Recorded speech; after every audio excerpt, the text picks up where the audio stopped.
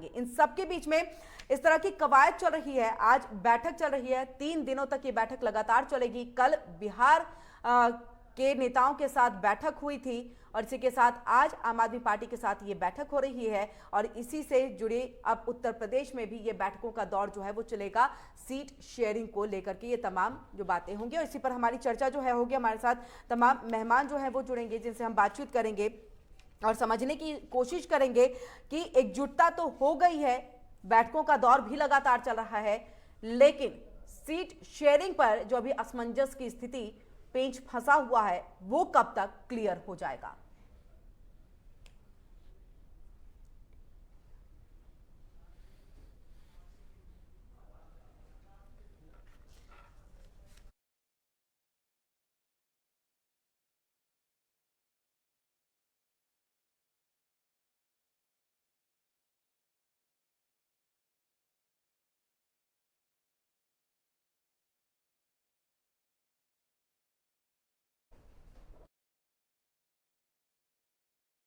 बातचीत और चर्चा करने के लिए हमारे साथ 3 मेहमान जो है वो जुड़ चुके हैं। नरेंद्र सोनी साहब हैं, आम आदमी पार्टी के प्रवक्ता है, वो हमारे साथ जुड़ चुके हैं। शंभू भद्रा है, वरिष्ठ पत्रकार है, वो भी हमारे साथ यहाँ पर जुड़ चुके हैं। तो वही केवल ढींगरा साहब हैं, प्रवक्ता हैं कांग्रेस के, वो भी हमारे साथ यहाँ पर जुड़ चुके हैं। और आप तीनों का ही एमएच1 न्यूज पर बहुत बहुत स्वागत है। सबसे पहले शंभू भद्रा साहब, आपके पास ही हम आएंगे और आपसे समझने की कोशिश, क्योंकि अब वो वक्त है जहां पर सीट शेयरिंग होनी है, यानी कि कौन कितने उम्मीदवार किस पार्टी के उतरेंगे, क्योंकि तैयारी तेज कर देनी है। बीजेपी की तरफ से लगातार चुनावी मोड में बीजेपी रहती है, उनकी तरफ से तैयारियां चल रही हैं, लेकिन इन सब के बीच में हम ये देख रहे हैं कि ये महागठबंधन जो बना है, जो कि बीजेपी को हराने के लिए बना हुआ है, लेकिन वहां पर एक साथ एक मत जो है वो नहीं हो पा रहे हैं सीट शेयरिंग को लेकर के। संभावना क्या नजर आ रही है ये जो 3 दिनों की बैठक होगी उसमें? देखिए, सबसे पहले तो एमएच1 के दर्शकों को नमस्कार। मेरी आवाज जा रही है क्या? आवाज जा रही है मेरी? जी शंभू जी, आपकी आवाज आ रही है। ठीक है, तो सबसे पहले तो सभी दर्शकों को नमस्कार। जो सीट शेयरिंग का इशू है, इसमें दिल्ली और पंजाब 2 जगह मेन रूप से है। उसमें आम आदमी पार्टी की कोशिश ये है कि पंजाब में उसको डिस्टर्ब ना किया जाए, अधिक से अधिक सीट वो लड़े, इसलिए दिल्ली में वो सेक्रीफाइस कर सकती है। दिल्ली में ये चल रही है फॉर्मूला कि 5 सीट आम आदमी पार्टी लड़े और 2 सीट कांग्रेस को दी जाए। हो सकता है कि पंजाब के लिए 3 सीट कांग्रेस को मिल जाए यहाँ पे दिल्ली में, और 4 सीट पे ही आम आदमी पार्टी लड़े। ये एक संभावना बन सकती है। इसके एवज में पंजाब जो है वो एक इम्पोर्टेंट होगा कि वहाँ कांग्रेस मिनिमम हो या बिल्कुल एकदम कम सीट पे कांग्रेस बात करे, आम आदमी पार्टी जो दे दे उसको वो एक्सेप्ट कर ले। दूसरा कि एक हरियाणा एक पॉइंट है जहाँ पर कि कांग्रेस 10 के 10 सीट पे लड़ने वाली है। यहाँ पे 2 सीट की बात हो रही है कि हो सकता है कि दिल्ली और पंजाब के सीट नेगोशिएशन को लेकर के 8 सीट पे कांग्रेस लड़े और 2 सीट आम आदमी पार्टी डिमांड कर सकती है हरियाणा के लिए।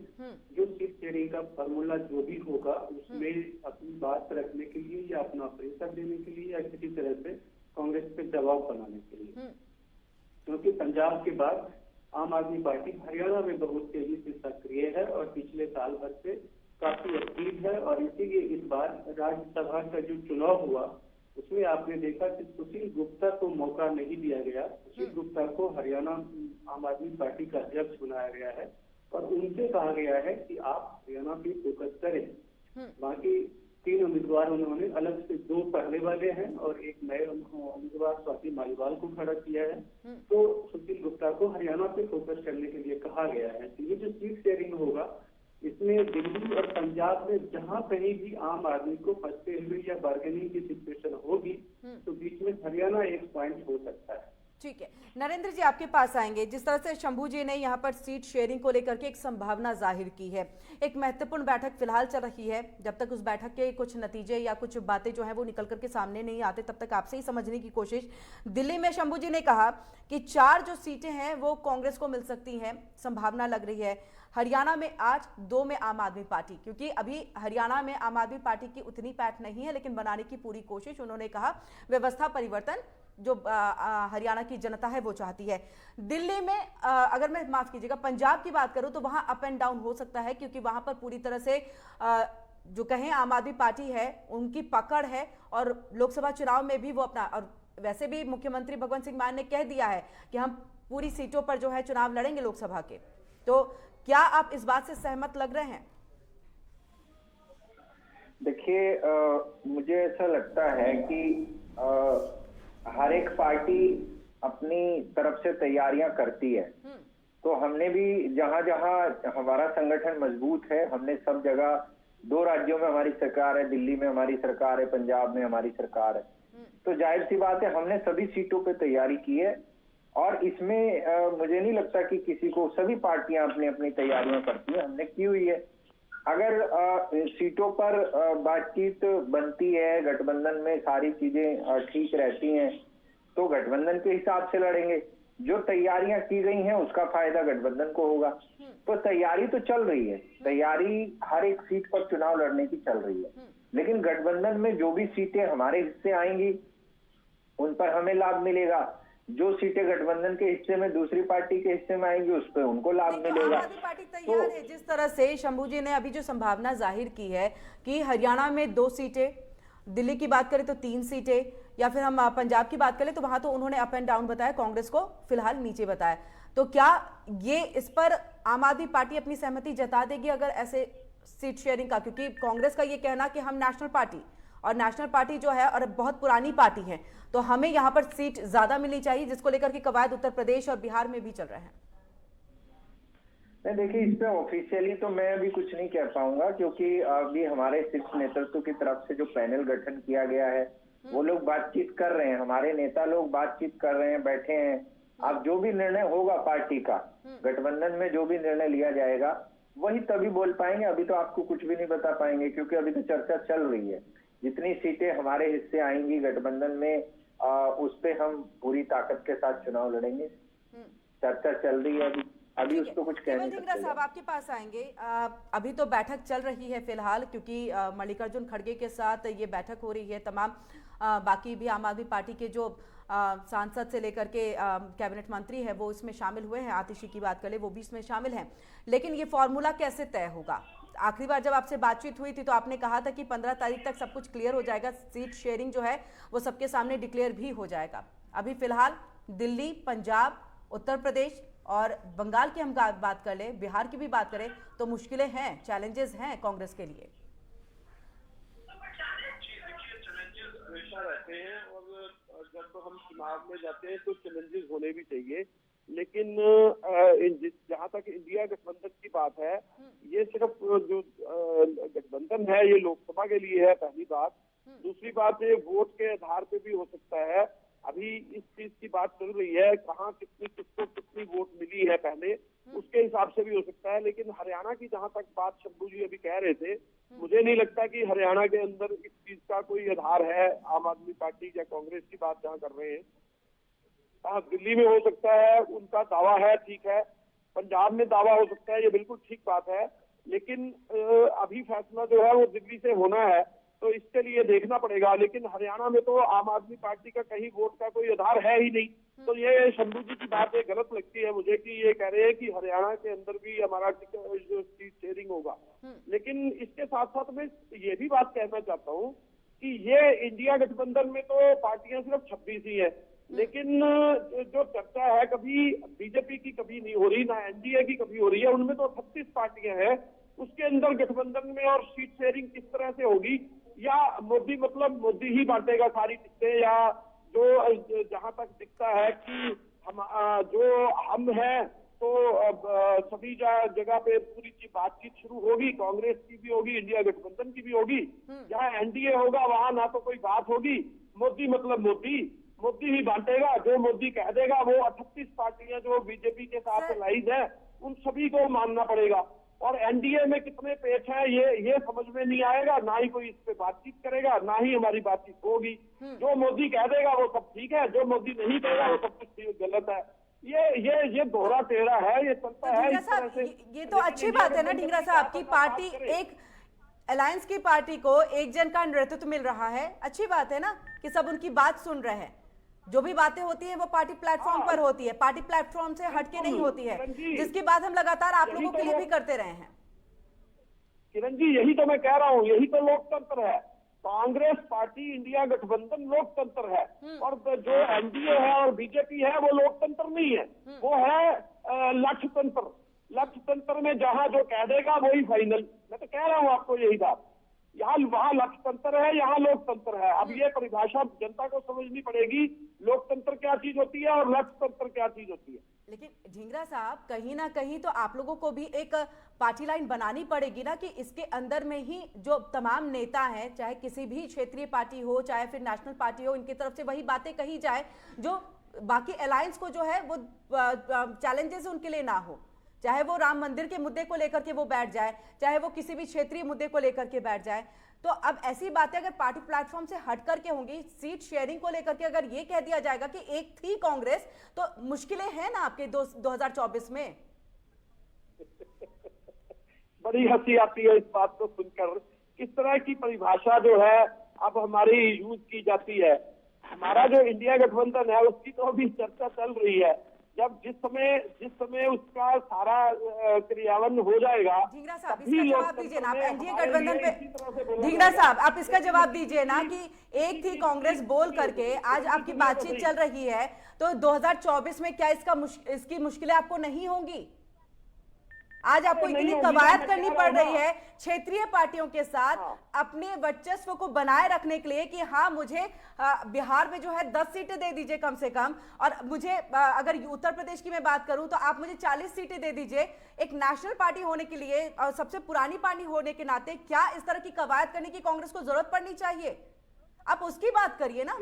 एनडीए का सवाल तो हम एनडीए के जब नेता बीजेपी के नेता जुड़ेंगे उनसे हम कर लेंगे, या मैं शंभू जी के पास जाऊंगी उनसे पूछ लूंगी, लेकिन आप अपनी बात बताइए कि आप इतनी कवायद कर रहे हैं। जी किरण जी, मैं आपकी बात का ही जवाब दे रहा हूँ। बात ये है कि जो पूरे देश के अंदर 26 पार्टियां हैं, उसी के अंदर ही पूरा देश है, और जो 38 पार्टियां हैं उसके अंदर एनडीए के अंदर छोटे छोटे दल है जिसके पास कोई अपनी एक सीट भी नहीं है।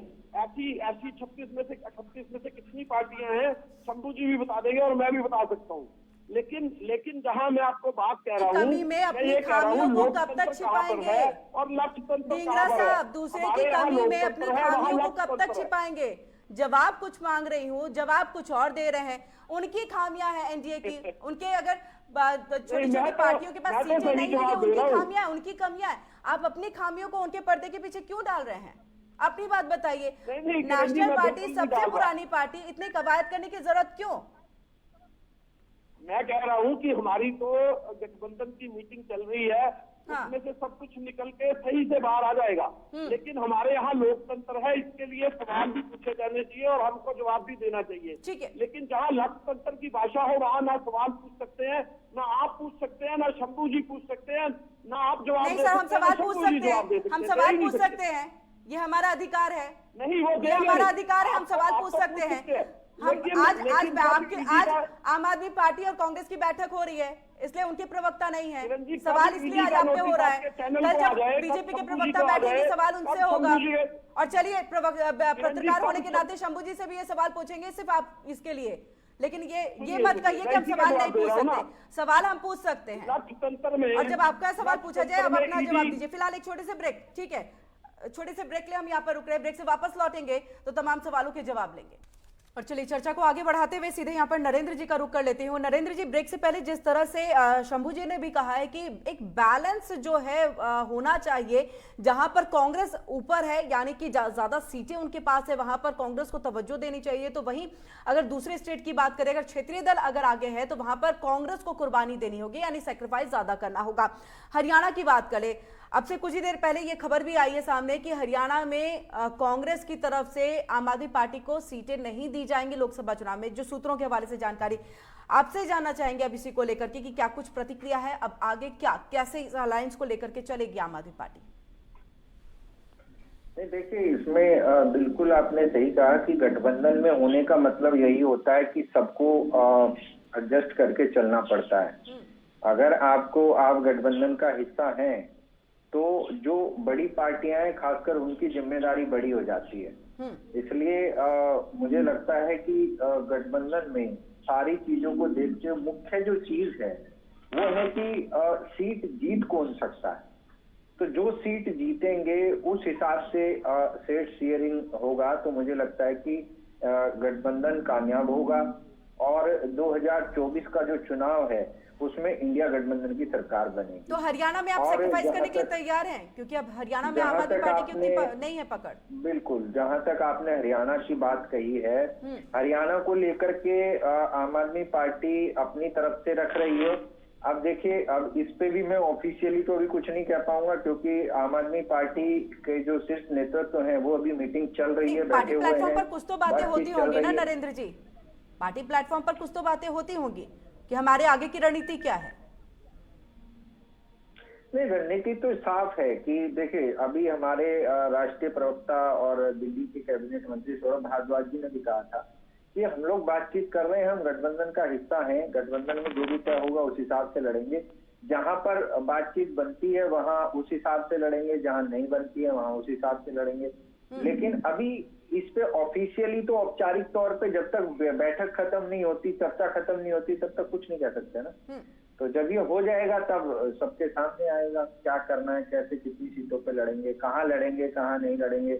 हमारे पास गुजरात में भी 5 विधायक हैं, अच्छा वोट शेयर है, गोवा में भी हमारे पास अच्छा वोट शेयर है। तो अब देखते हैं कहाँ तक बातचीत बनती है और कहाँ तक चीजें निकल करके आती हैं, उसी हिसाब से आगे की राजनीति तय होगी। ठीक है, केवल ढींगरा साहब, शंभू जी को सुना था आपने कि मैं थोड़ा क्षमा चाहूंगा, मुझे एक और डिबेट ज्वाइन करना है तो जी। बहुत बहुत शुक्रिया नरेंद्र जी हमारे साथ आप जुड़ने के लिए, और तमाम अपने अपने पक्षों को यहाँ पर रखा है। तो आम आदमी पार्टी की तरफ से पक्ष रखते हुए नरेंद्र जी, और इसी के साथ केवल ढींगरा साहब आपके पास हम यहाँ पर आएंगे। आपने शंभू जी को भी सुना, उन्होंने जो कहा वो शायद आप आला कमान की तरफ से, यानी कि चाहे वो कांग्रेस के आला कमान हो चाहे अदर पार्टी के जो प्रमुख और सीनियर लीडर हैं उनकी तरफ से कहना चाहिए था कि जहां पर जिसकी ज्यादा पैठ है, जिसकी ज्यादा सीटें हैं, वहां पर उस पार्टी के जो उम्मीदवार हैं वो उतरने चाहिए। लेकिन यहां पर आप लोग एक मत नहीं हो पा रहे हैं, सहमति नहीं बन पा रही है।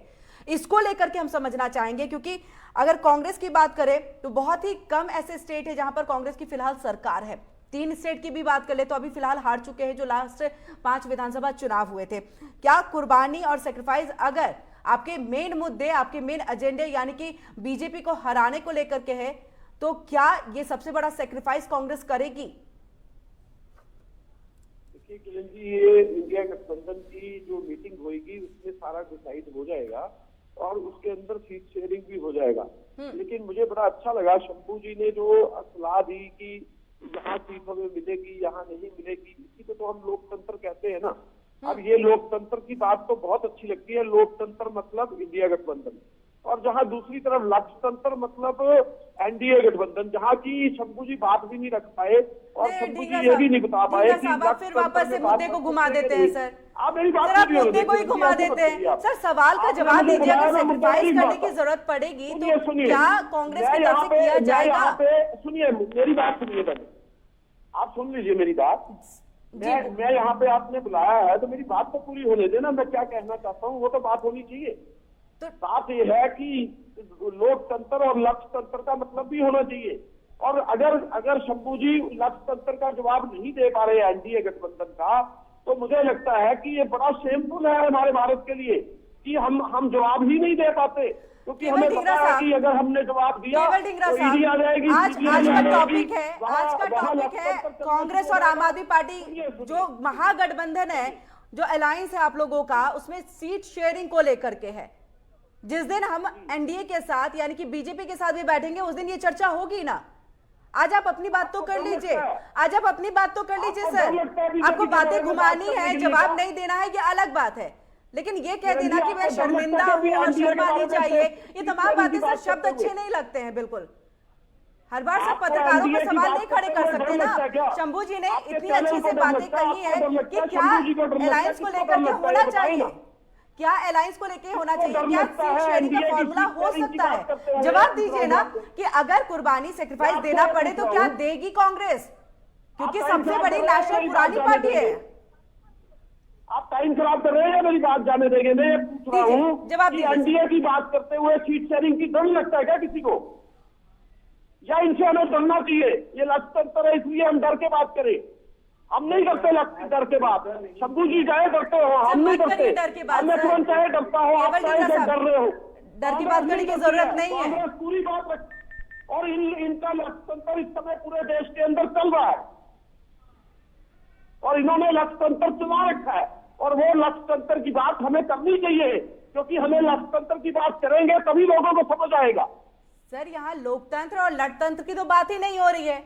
यहाँ लोकतंत्र में सीट शेयरिंग को लेकर बात हो रही है। आप कह रहे हैं ना आपकी पार्टी में लोकतंत्र है, सीट शेयरिंग को लेकर बात हो रही है।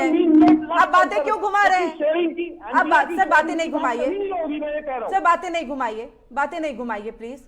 ठीक है, दर्शक देख रहे हैं, जानना चाहते हैं, सही रखता हूँ, जानना चाहते हैं। शंभू जी ने जवाब नहीं दिया एनडीए के ऊपर, क्योंकि मुझे लगता है कि NH1 के ऊपर कहीं ईडी ना आ जाए, क्योंकि ईडी सब जगह आती है विपक्ष के नेताओं पे और ये बात सही है। ढींगरा साहब, आप नेशनल चैनल के ऊपर बैठे हुए हैं, आप इस तरह से बातें नहीं रख सकते हैं। ये प्लेटफॉर्म ये बातें करने के लिए नहीं है कि MH1 में ईडी आएगी या नहीं आएगी। आप अपने सवालों का जवाब दीजिए। सवाल कोई गलत नहीं थे जिसपे आपको इतनी भड़कने की जरूरत है। आपको इतना भड़कने की जरूरत नहीं है सर। आप जवाब दीजिए। सीट शेयरिंग को लेकर के, उसके फॉर्मूले को लेकर की बात हो रही है, क्या बात नहीं बन रही है? क्या कांग्रेस को तवज्जो नहीं मिल रहा है इसलिए नाराजगी है? सर इसलिए नाराजगी दिखा रहे हैं क्या शंभू जी? ठीक है ढींगरा साहब, ठीक है शंभू जी, आपके पास हम आएंगे। क्या इतनी नाराजगी ढींगरा साहब की और जिस तरह से विचलित नजर आ रहे हैं, ऐसा लग रहा है कि भाई अब कांग्रेस को वो तवज्जो नहीं मिल पा रही है इस महागठबंधन में? मुझे तो यही समझ में आ रही है बातें, क्योंकि जवाब नहीं दे पा रहे। विधानसभा चुनाव के रिजल्ट के बाद विधानसभा चुनाव इन 3 राज्यों में जो हिंदी पट्टी की राज्य है उसमें अगर कांग्रेस उत्थान होती तो हो सकता है कि जो क्षेत्रीय दल है नॉर्थ इंडिया की, उत्तर भारत के हिंदी पट्टी के, उससे कांग्रेस बेहतर तरीके से डील कर सकती थी। लेकिन चुनाव के नतीजे के बाद जिस तरह से हिंदी पट्टी में और जिस तरह से कांग्रेस के बड़े नेता की तरफ से तेलंगाना के जीत के बाद साउथ और नॉर्थ को लेकर बयान आए कि नॉर्थ के लोग और साउथ के लोग को लेकर के, तो उसके बाद से भी क्षेत्रीय दल को वो अच्छा नहीं लगा कि कांग्रेस जैसे पार्टी जो बहुत बड़ी पार्टी रही है देश में अभी भी और पूरे देश में उसका संगठन है और 50 साल से ज्यादा देश में शासन किया है, वो उसके नेता साउथ और नॉर्थ की बात कर रहे हैं। तो उन्हें ये जो पूरे देश को बांटने वाली बात है, पूरे देश को एक जोड़ के रखने के लिए जरूरी है कि कांग्रेस के नेता क्या बोल रहे हैं, कब की क्या बोल रहे हैं, उस पर उनको ध्यान रहना चाहिए। और जब बीजेपी जैसे पार्टी से अगर लड़नी है तो आपको एक एक कदम खुद पे उठाना पड़ेगा। तो इसीलिए वो तो आप बात सही कर रही है कि जो तवज्जो क्षेत्रीय दल से नॉर्थ पट्टी के हिंदी पट्टी के क्षेत्रीय दल से मिलनी चाहिए थी वो नहीं मिल पा रही। दूसरी जो इम्पोर्टेंट बात है कि कांग्रेस को अगर मान लीजिए 24 में बीजेपी से फाइट करनी है, एनडीए से फाइट करनी है, तो इंडिया भी स्ट्रांग होना चाहिए। और इंडिया स्ट्रांग कब होगा? केवल कांग्रेस से नहीं होगा, जब जो क्षेत्रीय दल उसमें शामिल है उसको भी उतना ही स्ट्रांगली प्रतिनिधित्व मिलेगा, उसके बाद वो जाकर के इंडिया मजबूत होगा, इंडिया गठबंधन मजबूत होगा। तो इसमें जैसे आम आदमी पार्टी पंजाब में अच्छा कर रही है, दिल्ली में अच्छा कर रही है, तो वहां अगर कांग्रेस इसको आगे करती है तो कांग्रेस के लिए बेहतर होगा। अगर आगे नहीं करेगी तो गुजरात में और हरियाणा में आम आदमी पार्टी चाहेगी कि हमें भैया आप कुछ न कुछ चीज दे दो। अगर आप दिल्ली में हमसे ले रहे हो या पंजाब में ले रहे हो तो हो सकता है कि आम आदमी पार्टी गुजरात और हरियाणा के लिए बार्गेनिंग करे। तो ये कांग्रेस के लिए अच्छा नहीं होगा, क्योंकि वहां पे गुजरात में कांग्रेस और बीजेपी की सीधी फाइट है, हरियाणा में कांग्रेस और बीजेपी की सीधी फाइट है। तो बेहतर ये है कि जहां आम आदमी पार्टी स्ट्रांग है वहां आम आदमी पार्टी के हाथ में नेतृत्व में चुनाव इंडिया गठबंधन लड़े, इसमें कांग्रेस ही शामिल ना हो क्योंकि सभी दल शामिल है, सबको मौका मिले। तो बेहतर तो ये ऑप्शन रहेगा। नहीं, सिर्फ अगर बार्गेनिंग होगी तो गुजरात, मध्य प्रदेश और हरियाणा इन तीनों जगह आम आदमी पार्टी अपना दावा कर सकती है कुछ न कुछ सीट के लिए, अगर उसको पंजाब और दिल्ली में सेक्रीफाइस करना पड़ा तो गठबंधन में रहने के लिए या गठबंधन से आगे आने के लिए। गठबंधन चलाना कायदे से कांग्रेस का दायित्व बन गया है, क्योंकि नेतृत्व गठबंधन बनाने, लोगों को शामिल करने, नेताओं को जोड़ने, ये सारी प्रक्रिया कांग्रेस कर रही है। और आई थिंक यूपीए बहुत अच्छा गठबंधन था, इसके बाद भी अगर इंडिया गठबंधन बनाना पड़ा तो वो भी एक मतलब अलग तरह का मैसेज है कि पुराने संदेश की बजाय हम नया एक संदेश देना चाहेंगे।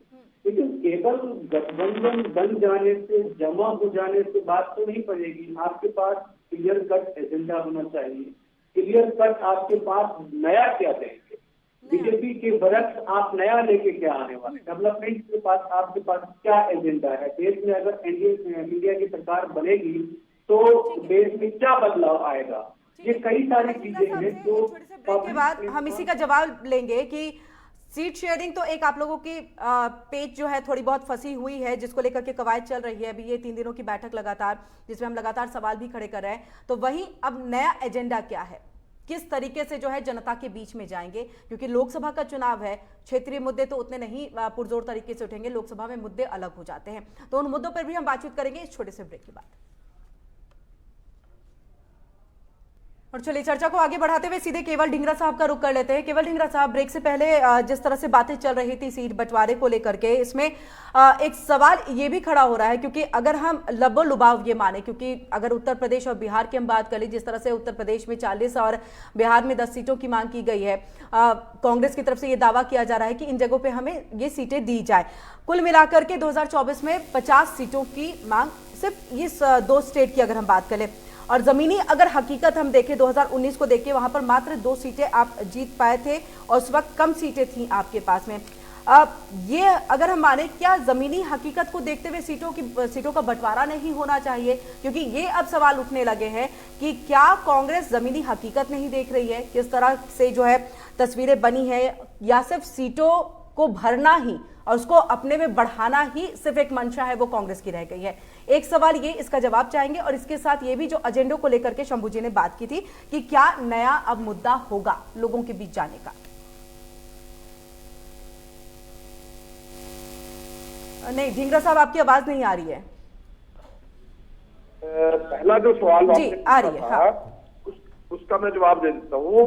2019 के अंदर हमारे जो देश के अंदर जो वोट पड़ी थी लोकसभा के अंदर, उसमें कांग्रेस को जो वोट मिली थी वो 12 करोड़ वोट मिली थी, और जो बीजेपी थी इसको वोट मिली थी 22 करोड़, और जो अन्य गठबंधन जैसे हम अब इंडिया गठबंधन हो गया, जो इंडिविजुअल दल थे उनको 32 करोड़ वोट मिली थी। अब 32 करोड़ वोट और 12 करोड़ वोट वाले सभी दल इकट्ठे एक प्लेटफॉर्म पे आ चुके हैं, और 22 करोड़ वाला जो बीजेपी है वो एक प्लेटफॉर्म पे है। अब वो इकट्ठे हो गए हैं तो बीजेपी के पेट में थोड़ी सी दर्द हो रही है, वो ठीक बात है, चलो अलग बात है उसको। अब आता हूँ दूसरी बात पे आपकी जी। जो अब इंडिया गठबंधन होगा वो आपस में इकट्ठे होकर लड़ रहा है, उसकी सीट शेयरिंग होगी और सीट शेयरिंग के बाद जो है चुनाव आएगा। अब दूसरी बात ये थी, जो अभी बात चल रही थी, शंभू जी ने लोकतंत्र के अकॉर्डिंगली जो कि लोकतंत्र जो है वो कांग्रेस के अंदर और इंडिया गठबंधन के अंदर बसता है, उसके लिए तो बड़ी बात रखी थी कि ये सीट होगी, ये सीट मिलेगी, ये सीट नहीं मिलेगी, यहाँ पे ये होगा।